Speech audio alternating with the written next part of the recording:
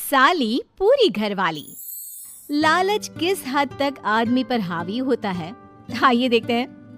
देख राधा, तुझे घर का सारा काम आता है, ये अच्छी बात है, लेकिन हमें ये नहीं पता था कि तू पढ़ी लिखी कम है और तेरी छोटी बहन की तो सरकारी नौकरी भी लग गई है। कैसी बात कर रही है माँ जी? सारी बात करके ही तो पापा ने शादी की थी। अब जब छोटी की सरकारी नौकरी लग गई है तो आप लोग ऐसे बात कर रहे हैं। ज्यादा बकवास मत करियो। हम लोगों को पता होता कि तेरी छोटी बहन की सरकारी नौकरी लगने वाली है तो तुझसे तो कभी शादी ना करवाते अपने होनहार बेटे की। अरे तो मुझ में क्या कमी है? वैसे भी आप लोगों ने तो उस वक्त कहा था कि आप लोगों को घरेलू लड़की चाहिए। तभी पति महेश आ जाता है। देख राधा, 100 की सीधी एक बात बता देता हूँ, तू जा और अपनी बहन को बोल कि उसे यहाँ रहकर अपनी कमाई हम लोगों को देनी होगी जब तक हमारे सारे कर्जे उतर नहीं जाते, नहीं तो तू अपना बोरिया बिस्तर बांध और निकल मायके। राधा पति की बात सुनकर हैरान रह जाती है। दिमाग है भी क्या आप लोगों के पास? क्या बोले जा रहे हैं? साली को घर पर रखेंगे? अरे मोहल्ला समाज क्या कहेगा? और माना पिताजी को उसके पैसों की जरूरत नहीं है, लेकिन वो अपनी कमाई आप लोगों को क्यों देगी? अरे क्योंकि हम लोगों के ऊपर कर्जे हैं, समझी?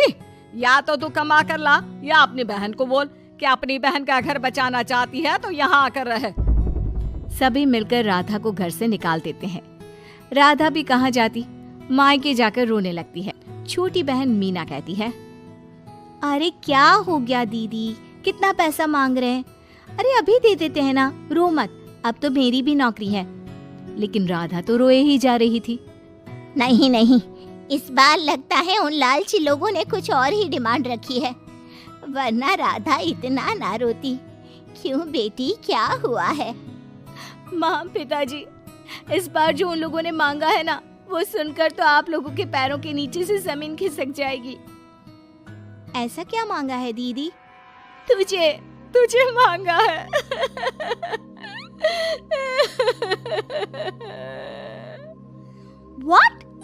What nonsense?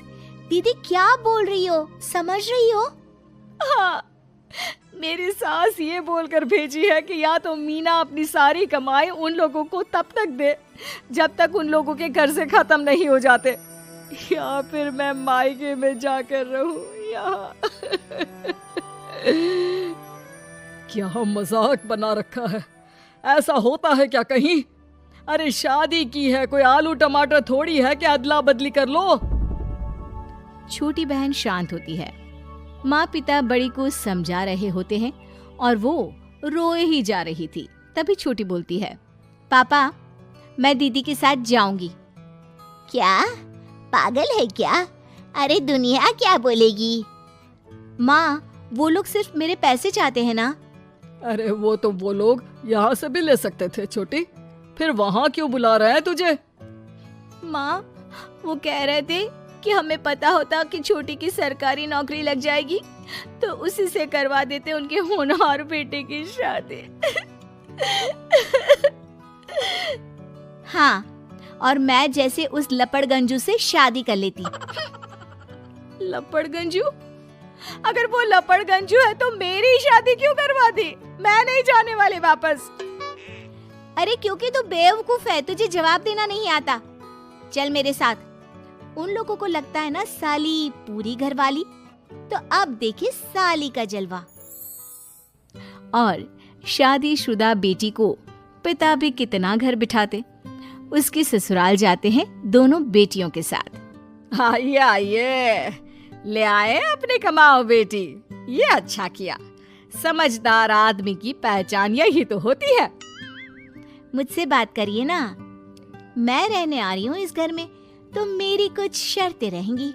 अरे वाह जी वाह, बहन के ससुराल में भी शर्तें? अरे और क्या, आप लोगों को मेरे पैसे चाहिए, दीदी घर का काम करेगी, इतना सब मिल रहा है। वैसे आप तो जानती हैं, बाजार में बिना शर्तों के तो एक पॉलिसी भी नहीं मिलती है। बात तो ये सही बोल रही है, सरकारी नौकरी वाली लड़कियां ऐसा नहीं मिलती। हाँ हाँ ठीक है, अच्छा बोलो छोटी बहू, क्या शर्तें है तुम्हारी? मैं कोई काम नहीं करूंगी।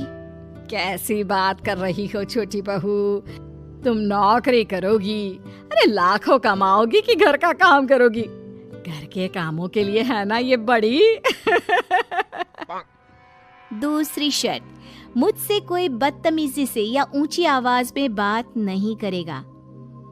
अरे कैसी बात कर रही हो तुम तो ख्वाबों की रानी हो।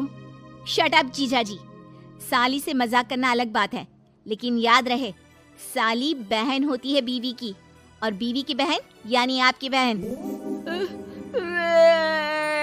माँ ये क्या बोल रही है? बहन।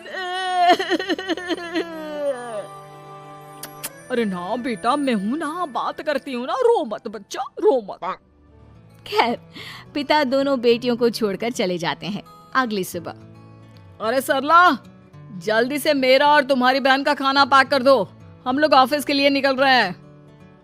लेकिन सरला तो सोफे पर बैठकर टीवी देख रही होती है। देखो जी, मेरी बहन पैसे कमा रही है तो मैं क्यों काम करूं? याद है ना मम्मी जी क्या बोलती थी कि मेरा बेटा पैसा कमा रहा है, तब सारा काम मैं करती थी। अब मेरी बहन कमा रही है तो मैं भी काम नहीं करूंगी। हाँ। अरे साली साहिबा, चलिए ना, मैं आपको दफ्तर छोड़ देता हूँ। क्या रेपुटेशन बनेगी हमारी। हाँ हाँ जीजा जी चलिए, आज आपकी ये इच्छा भी पूरी कर देते हैं। छोटी के ऑफिस में, अरे ये कौन है? तेरे जीजा जी है ना? ये कैसे तुझे छोड़ने आ गए? अरे वो अब ना मेरे पास ही रहती है। सभी एक दूसरे की तरफ देखने लग जाते हैं।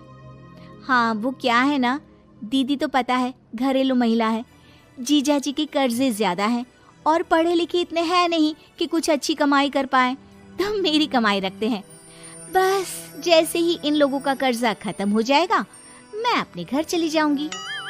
पास खड़े जीजा जी का मुंह बन जाता है। घर आकर, छोटी, तुम ये क्या बकवास कर रही थी? ये सबको बताने की क्या जरूरत थी? अरे जीजा जी, आप खुलेआम सबको ये कहे कि साली आजकल मेरे साथ रहती है तो लोग क्या सोचेंगे आप जानते हैं ना। अरे उससे कुछ मत बोलना बेटा, चल मेरे साथ, तुझे ना बाजार का डोसा खिलाती हूँ। चल चल चल। हाँ दीदी तैयार हो जाओ, डोसा खिला रही हैं आंटी जी। तीनों जा रही होती है कि पास मोहल्ले की कुछ औरतें वहाँ पर जमा रहती है। अरे लाजो बहन, बहू की बहन यहीं रह रही है क्या? हाँ हाँ, इसे भी रख लिया है। अब आप तो जानती ही हैं कि हम लोगों का दिल कितना बड़ा है। जी, इन लोगों का दिल उतना ही बड़ा है जितना इन लोगों का कर्जा। अब बेचारी बुढ़िया का बेटा लायक तो है नहीं और बहू की बहन की सरकारी नौकरी, तो ले आए घर अपने। इनका कर्जा अब मेरी कमाई से ही तो खत्म होगा ना। सबके सामने सास की भी बेइज्जती हो जाती है।